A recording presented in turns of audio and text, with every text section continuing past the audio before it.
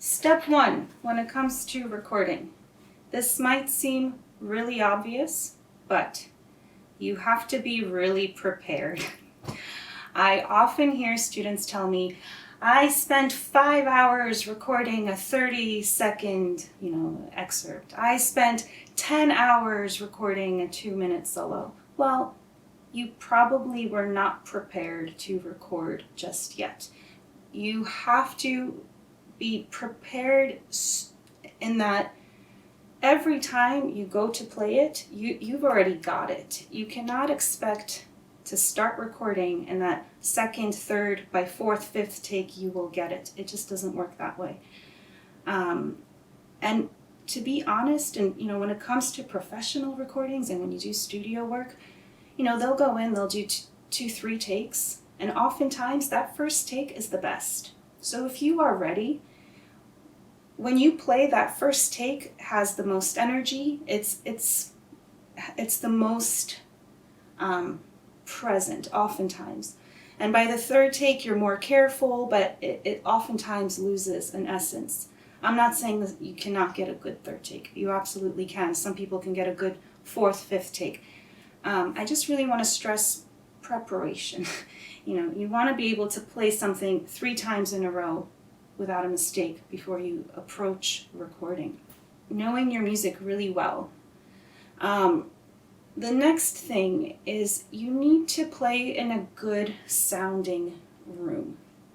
So a good sounding room, what does that mean? Well, you can be the judge of that. What we do is a listening art. And a good sounding room is a very subjective point of view. But in general, if you look at like a great acoustic halls, great music halls, what do they all have in common? They break up the sound reflections. The worst thing for sound is parallel walls. So does that mean you cannot play in a room with parallel walls? Of course you can. Most rooms are parallel walled, but you need to treat those walls. And it's just really has to do about just randomizing sound reflections. And you get to a point where you really start to see sound. You start to see how it projects, where it goes. Because after all, sound it's just moving through air. It's taking up, space, and it's moving through air. And you are more sensitive to this than you realize, especially being a flutist. We listen all the time so attentively. So if you need to treat a room, if you're working with a room with, let's say, bare walls or something, put a rug down, get some curtains, put a bookshelf in, anything to break up the sound in the room. Some people like a bigger hall sound, some people don't. Again, that's more of a preference. But if you have a room that sounds good to you, then you can work with that. You can capture the sound in that room. But if it's a bad sounding room, you cannot make a good recording. If you're in a very dead room, you're not going to get the type of sound that you want for classical flute. Or if you're in a church and your microphone is really far away, that might not be the best sound for a competition because it's muddy, it's not very clear. The next step is trying to capture the best sound. So now you're prepared, you have your room set up, you're ready. So how do you capture your best sound? Well, it depends on your microphone. If you are working with a phone or an iPad, or just something with a teeny tiny microphone, you cannot be very close to it. You cannot be a foot away. You cannot be 2 feet away. Because if you play something that's forte, fortissimo, you're just going to blow that mic out. It's just going to distort and it will not sound good. So if you're working with a really small microphone, you will need to be further away. So I recommend, 4 to 6 feet away. A nice social distance away. If you're working with something bigger, maybe you have a laptop and you're recording with a USB microphone. Well, you can be much closer. You can be right in front of it. Those microphones, typically you have a gain control. You get to control how sensitive those microphones are, how much. And you can turn the gain all the way down and you can blow right into that microphone and it's okay. Or you could turn the gain way up and it's so sensitive, so you have to back away. So where do you place the microphone when it comes to real microphones? I'll call them real microphones. You want to capture the sweet spot.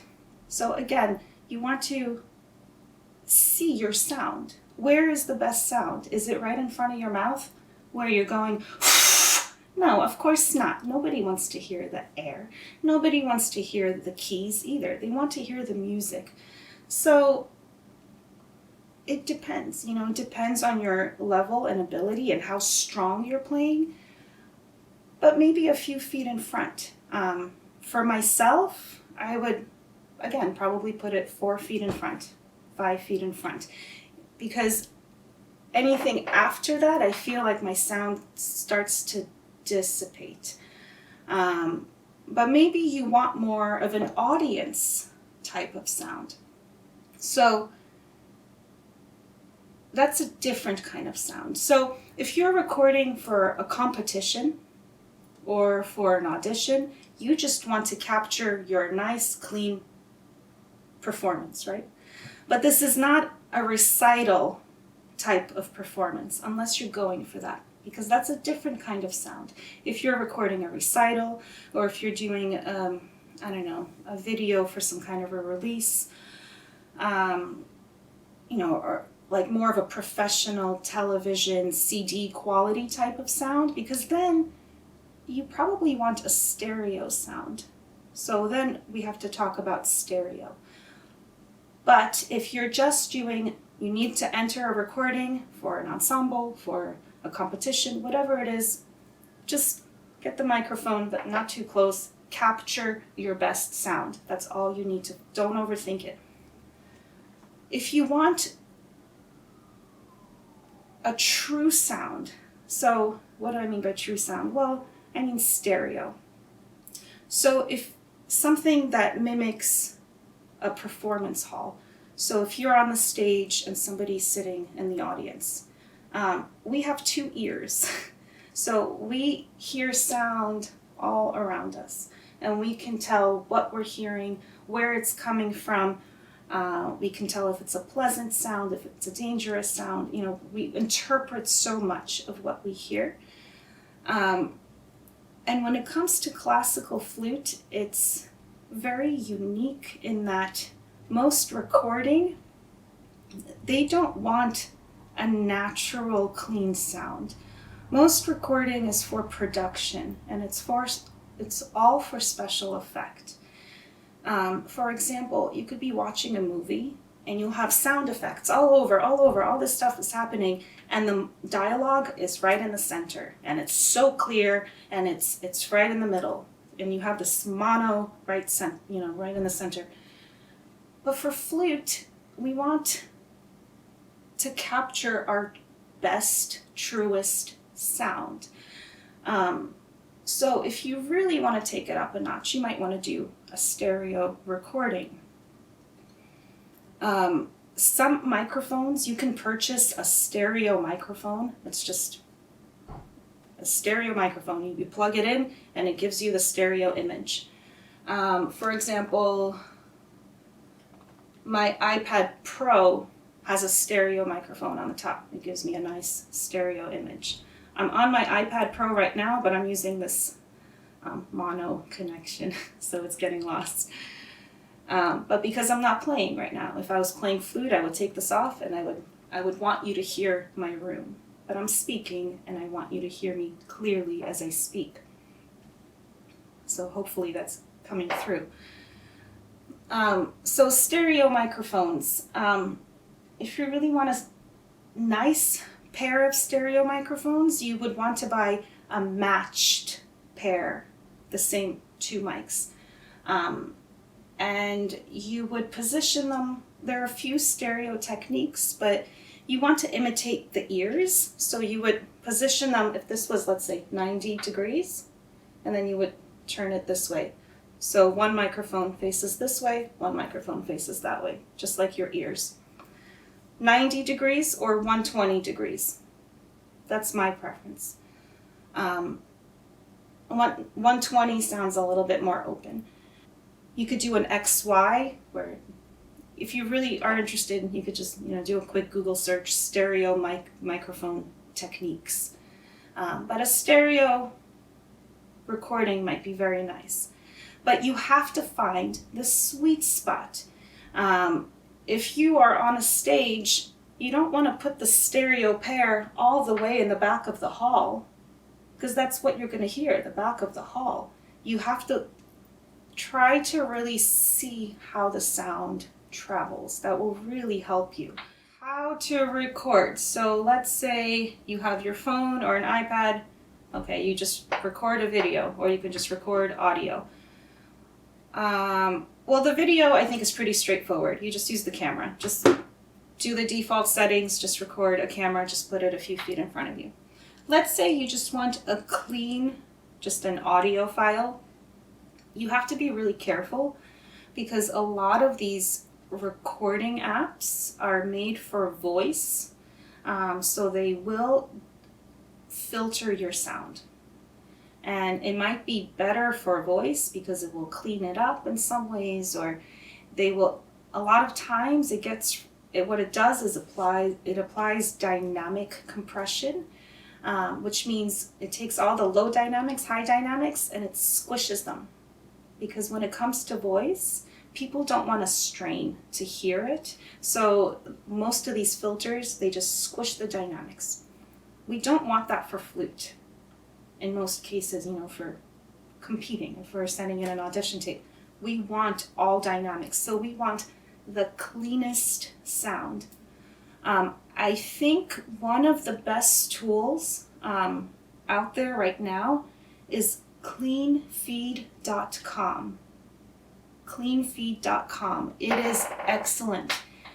For one thing, it records a clean signal. So whatever you're working with, that's what it's going to capture. Whether it's the mic on your phone, on your device, if you have an attached microphone, it doesn't filter, it doesn't do anything. And you can send the link as you're recording to somebody else. You can actually you could teach a lesson this way. Let me see if I can try to show you. Clean Feed. So here's my login. I log in. You need an email to log in. It's completely free. And here I am, and I could start recording. This is to mute myself or to record, and then I could start recording. I will name it something, and then it's recording. And if I want to, let's say I want to interview somebody, or I want to invite my student to this, I will say, hey, connect. I will put in their name, I will put in their email, and I will send them an invite link, and they join in. And you can have multiple people, and it's a very clean sound. And this is good for, if you want to hear a clean signal to teach, or if you want to record. You can do a coaching session right here even, just say, hey, here's a metronome click, play along, and then you could say, no, reattack it this way, no, do it this way, and you have the recording right there.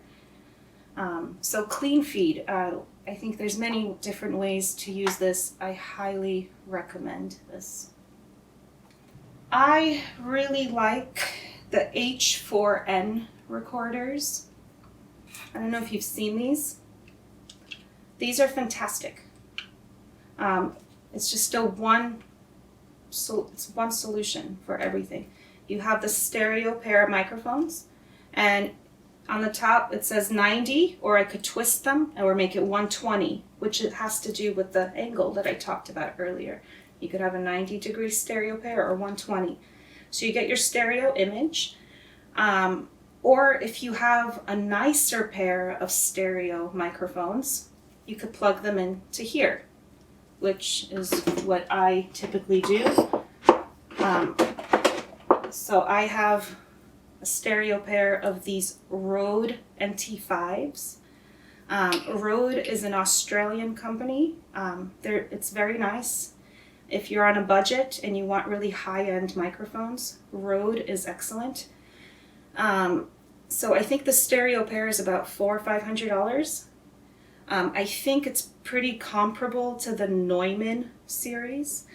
If you want like the gold standard of microphones, the company Neumann, Neumann, it's a German company. They are the best microphones out there.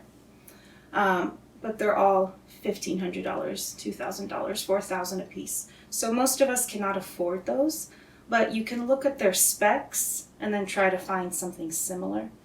So Rode makes an excellent product. They have a USB microphone. It's the NT1, that's the bigger capsule. Sennheiser makes really excellent microphones. Shure, Shure, it's an American company. They make very good microphones. The Shure SM57 and the Shure SM58, those are the two most popular microphones out there. I do not recommend them for flute. No, that's not the one, but there's a dynamic microphone that's about $100 that like pretty much every rock musician has. It's not for flute. We want a condenser microphone because a condenser microphone is just more sensitive to, because what a microphone does is it takes the shifts in the air, the changes in the air, and it translates them to a digital signal. So a condenser microphone needs power, and it has a more sensitive capsule. So it's more of an accurate and a better translation of what we're playing. A dynamic microphone is more rugged. So a dynamic microphone it's good for, the singer on the road who needs a mic they can throw around. It's not for us. So these Zoom recorders, this is not the same company, Zoom, that makes the video chats. They've been around a bit longer, I think. And this is kind of an older one. I think they look a little different now. I think they're darker. And you can get a fancier one, H4N, so I have 4 mics. You could get, I think, a 6N and 8N.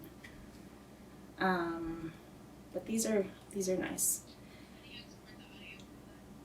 How do you export it? Oh, very simple. So there is an SD card. It records onto the SD card. Most laptops nowadays have a SD card port. You can just put it right into your SD card in the side. I have a card reader. I put it in the card reader, and that's a USB compatible. You can buy a card reader for $10. But SD standard. I think you might even be able to connect USB directly and pull the files off.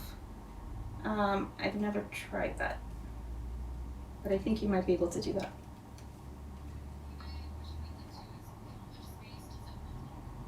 that. The recorder, it depends on your SD card. So right now, typically for audio, it doesn't take that much. So right now I have a 32 gig. This is like way too much. As 8 gig, 16 gig card is plenty. And for my camera, I will put in 64 gig cards, and the more the better. For audio, it doesn't take that much space. So, yeah, you're welcome. If you want to do some multi-track recording and some editing, so Audacity is fantastic. Sana brought that up earlier. Audacity is a free software.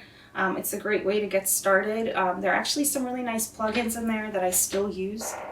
They have a nice noise filter in there that I use to clean up dialogue sometimes. Yeah, Audacity is really nice. I use Pro Tools. Pro Tools is kind of the industry standard. Pro Tools you can get started with for free. I think they even have a version right now called Pro Tools First. So I haven't used it. I don't know if it's glitchy or if it works well, but you might want to try it out, especially if you want to get into audio, because you kind of have to know Pro Tools. A lot of people use Logic. Logic only works with Apple, with Macs. I am not a huge fan of Logic. I think Logic is nice if you're trying to maybe compose music or if you want a bunch of different effects and different sounds. I like just a nice clean slate, a nice clean canvas to work with. And I get that with Audacity, I get that with Pro Tools. But if you want something more like Logic, but you don't want to invest in Logic, because I think it's $500 or so. Although I don't know how much it is these days. Anybody know? Okay. So it used to be like 500. Way back when. So there's another program called Reaper, which is, I think, kind of more similar to Logic, but you can use Reaper for editing. It's $60. It has lots of effects, lots of instruments, lots of fun things to play with if you're interested in that kind of thing. Well, here's the thing. So you want to record the best quality you can, typically. You want to record uncompressed, most high definition, best microphone, best, get the largest file size, basically. And then you would compress it before you send it. And typically you want to send MP3 files, because WAV files or AIF files or Apple lossless, they're going to be really large files, unnecessarily large. So you want to convert them to MP3, but you don't necessarily want to record as an MP3.